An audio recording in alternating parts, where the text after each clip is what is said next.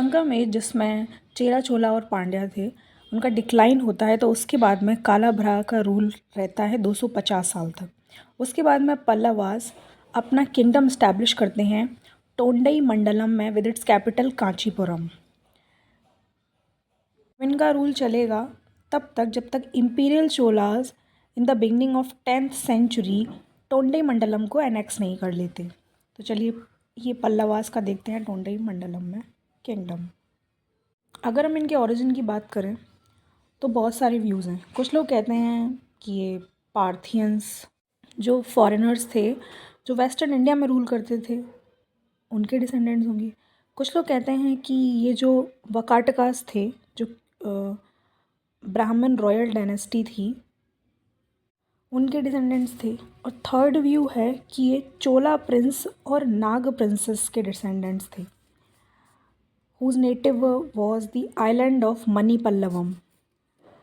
But these theories on the origin of the Pallavas was not supported by adequate evidences.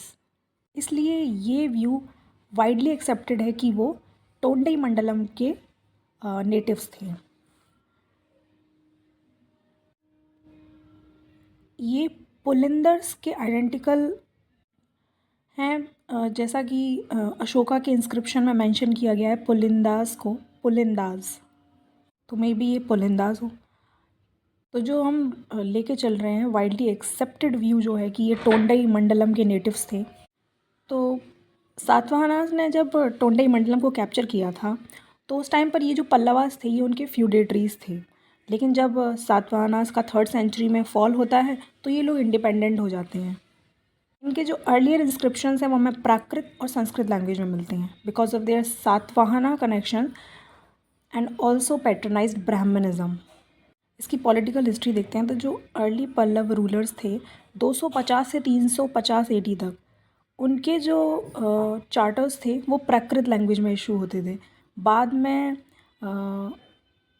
जो rulers होंगे second line के rulers उनका संस्कृत में होगा और उसके बाद जो होंगे उनका संस्कृत और तमिल में होगा। तो देखते हैं जो फर्स्ट लाइन है वो रूलर्स कौन कौन से थे। सेवस्कंद वर्मन सेवस्कंद और विजय स्कंद वर्मन। सेकेंड लाइन है 350 से 550 और संस्कृत लैंग्वेज है इनका। और इसमें रूलर्स हैं विष्णु गोप और उसके सक्सेसर।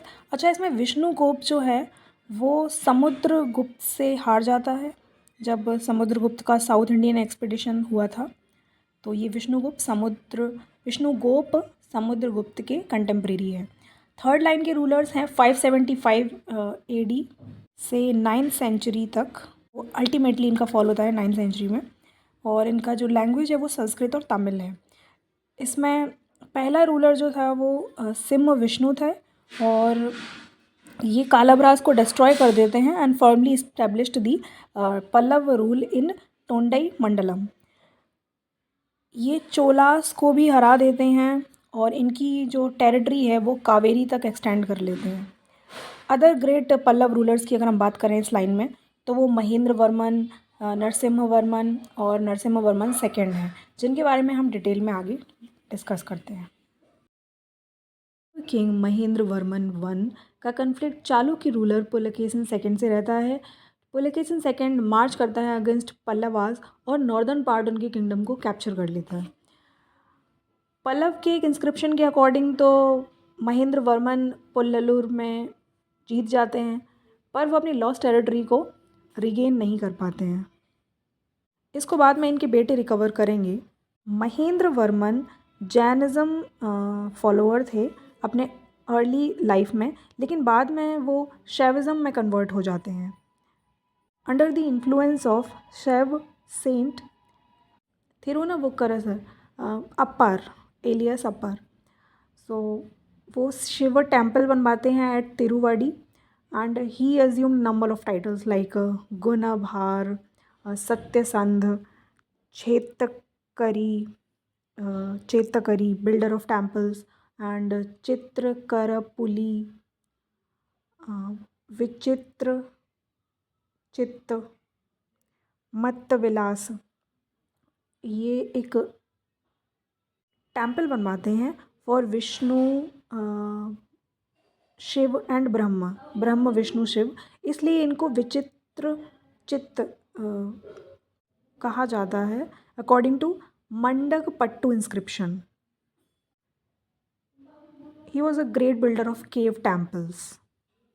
और अच्छा, ये जो इन्होंने टेम्पल बनवाया था त्रिमूर्तिस के लिए, ये without the use of bricks, timber, metal and mortar था।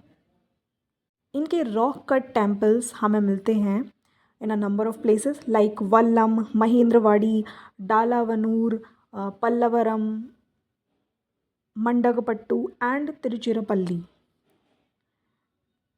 इन्होंने एक संस्कृत वर्क भी लिखा हुआ है, मत्त विलास प्रहासनम।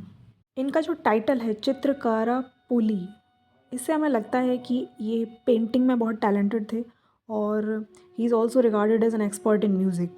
इनका जो म्यूज़िक इंस्क्रिप्शन है at Kudumiyan Malai is ascribed to him.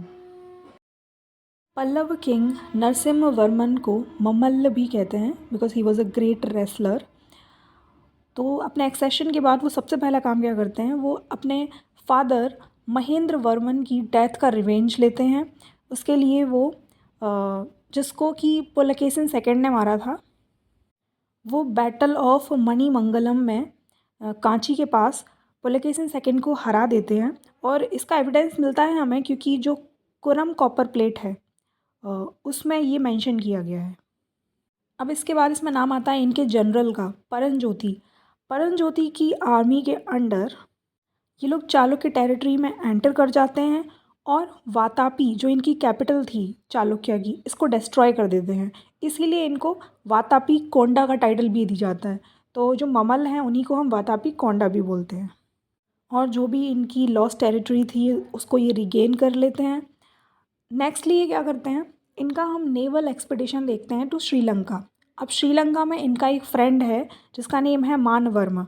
बिल्कुल ऐसे समझ लेते हैं जैसे कि किष्किंधा कांड में, रामायण में बाली के अगेंस्ट सुग्रीव के लिए जो राम फाइट करते हैं और उनको थ्रोन पे रिस्टोर करते हैं, बिल्कुल वैसे ही ये श्रीलंका में जाकर इनका जो नेवल एक्सपीडिशन होगा उसमें ये मानवर्मा को श्रीलंका के थ्रोन पे रिस्टोर करते हैं। नेक्स्टली क्या होगा कि जो चाइनीज़ ट्रेवलर है हुएन सेंग, वो पल्लव कैपिटल कांचीपुरम को विज़िट करेंगे और उनका जो डिस्क्रिप्शन है कांची का वो काफ़ी विविड है। He calls it a big and beautiful city 6 miles in circumference. It had 100 Buddhist monasteries in which about 10,000 Buddhist monks lived.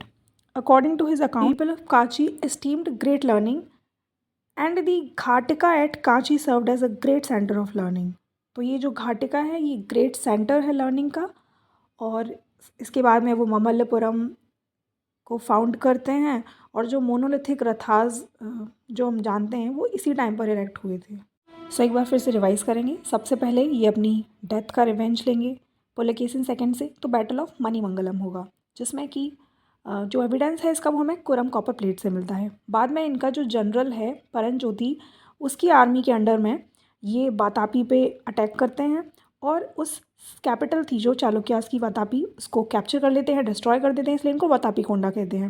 फिर इनका नेक्स्ट था नेवल एक्सपीडिशन टू श्रीलंका जिसमें कि ये मानवर्मन को थ्रोन पर रिस्टोर करते हैं। बाद में जो हुएनजेंग है वो कांची का एक विविड डिस्क्रिप्शन देता है जिसमें उसने बताया है कि बहुत बड़ी और ब्यूटीफुल सिटी थी, 100 बुद्धिस्ट मोनेस्ट्रीज थी, 1000 बुद्धिस्ट मॉन्क्स यहाँ रहते थे। साथ में घाटिका जो है वो एक ग्रेट सेंटर है लर्निंग का और ये ममल्लपुरम को फाउंड करते हैं और इसी टाइम पर मोनोलिथिक रथास को इरेक्ट किया जाता है। लास्टली क्या होगा कि इनको जो सक्सीड करेंगे वो होंगे महेंद्र वर्मन सेकंड। तो आप देख रहे हो कि इनके जो फादर थे उनका नाम भी महेंद्र वर्मन फर्स्ट था और ये सेकंड है, महेंद्र मतलब फादर के नेम पर ही है। और फिर परमेश्वर वर्मन फर्स्ट, तो महेंद्र वर्मन सेकंड या परमेश्वर वर्मन फर्स्ट, दोनों का चालुक्य के साथ कन्फ्लिक्ट कंटिन्यू रहता है। और उसके बाद में फिर एक जो बड़े किंग नरसिम्हा वर्मन सेकंड आते हैं, ये फर्स्ट थे, उसके बाद में सेकंड आएंगे नरसिम्हा वर्मन सेकंड जिनको हम राजसिम्हा कहते हैं। इनका रेन काफ़ी पीसफुल था। इसमें इन्होंने आर्ट और आर्किटेक्चर को डेवलप किया, उसमें हम एग्जांपल ले सकते हैं कि शोर टेम्पल जो है ममल्लपुरम का या कांचीपुरम का कैलाशनाथ टेम्पल है वो इस टाइम पे बिल्ट हुए। और डैंडेन जो एक संस्कृत स्कॉलर हैं वो इनके कोर्ट पोइट थे। ये अपनी एम्बेसीज़ को चाइना में भेजते हैं और मैरीटाइम ट्रेड भी फ्लरिश होता है इनके रेन में। इनको टाइटल्स शंकर भक्त, वाद्य विद्याधारा और अगम प्रिय से भी नवाजा जाता है। फिर इनको सक्सीड करते हैं परमेश्वर सेकंड और नंदीवर्मन सेकंड। अब ऐसे ही पल्लव रूल जो है वो एंड 9th सेंचुरी तक रहता है। और जो लास्ट रूलर था अपराजिता, वो लास्ट कैसे था, क्योंकि चोला किंग आदित्य वन उसको डिफीट कर देता है।